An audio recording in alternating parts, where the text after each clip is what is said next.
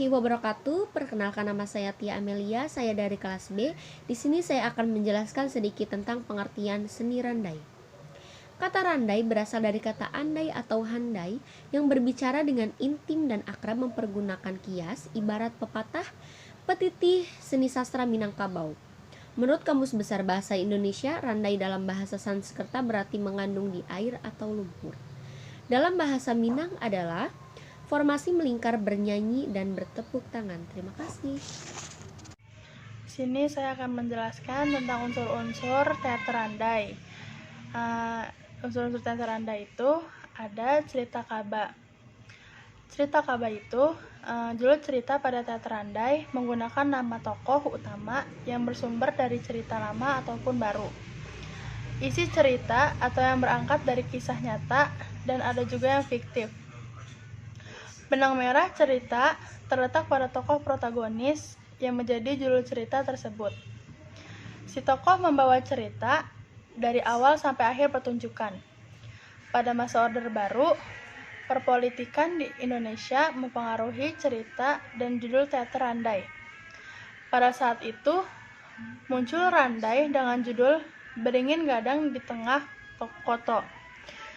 Ini tidak sesuai dengan konsepsi daripada cerita, terutama karakter pemberian judul. Karena sejak pertama kali teater randai muncul, judul cerita tidak pernah diambil dari setting ataupun konflik, tapi dari drama nama tokoh yang menjadi benang merah cerita. Terima kasih. Di sini saya akan menjelaskan apa itu acting. Acting merupakan perwujudan peran sesuai dengan karakter yang diinginkan oleh naskah dan sutradara, baik secara fisik maupun psikis. Untuk menampilkan acting yang baik, diperlukan latihan yang tekun dan disiplin. Latihan itu meliputi olah tubuh, olah vokal, dan olah rasa. Oke, kita masuk ke dialog ya. Dialog adalah sebuah literatur dan teatrikal yang terdiri dari percakapan secara lisan ataupun tertulis antara dua orang atau lebih. Sejarahnya berasal dari narasi, filosofi, atau lambang dedikasi yang dapat ditemukan di literatur Yunani kuno dan literatur India. Randai adalah karya seni unik yang di dalam praktiknya menggabungkan berbagai unsur seni seperti drama, tari, musik, dan bela diri silat. Kesenian ini juga sebagai bentuk permainan tradisional yang tumbuh hidup dan berkembang di lingkungan masyarakat di negeri-negeri dalam wilayah Minangkabau di Sumatera Barat. Kesenian randai dalam kesejarahan budaya Minangkabau dikenal beberapa seni tradisional yang berbentuk drama, selain drama tonel atau bansan diwara yang di kemudian hari turut melahirkan tari payung. Ada juga kesenian randai yang merupakan teater tradisional rakyat Minangkabau. Pengertian gurindam adalah puisi lama yang terdiri dari 2 bait. Tiap bait terdiri dari 2 baris kalimat dengan rima yang sama dan merupakan salah satu kesatuan yang utuh. Menurut Kamus Besar Bahasa Indonesia, gurindam adalah sebuah bentuk karya sastra yang berupa sejak atau bait kedua atau memiliki 2 baris dari baitnya.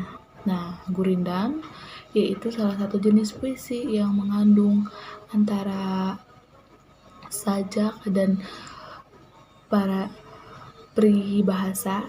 Jumlah baris pada gurindam hanya dua dengan rima a.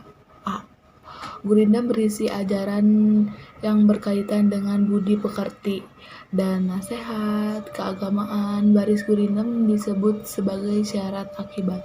Nah, di sini juga ada ciri gurindam, yaitu terdiri atas 2 bait tiap baris, baris tiap bait.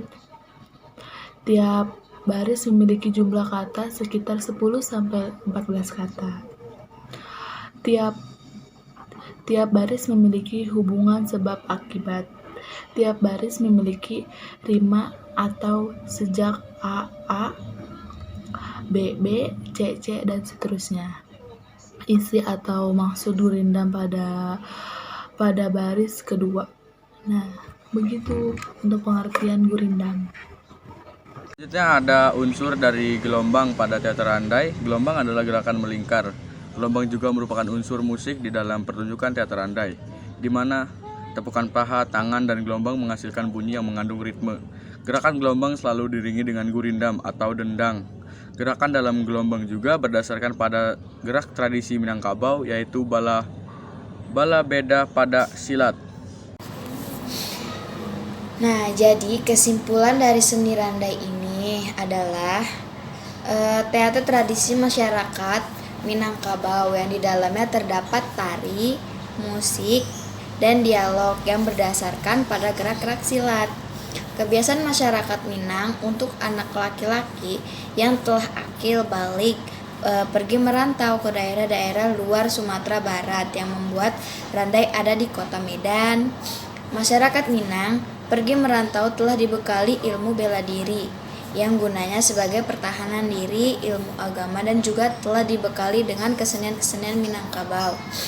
Mereka peduli akan kelestarian kesenian dari daerah mereka, sehingga mereka membuat suatu perkumpulan yang digunakan sebagai wadah pengembangan dan pelestarian, dan kesenian-kesenian mereka juga digunakan untuk mengikat silaturahmi. Terima kasih.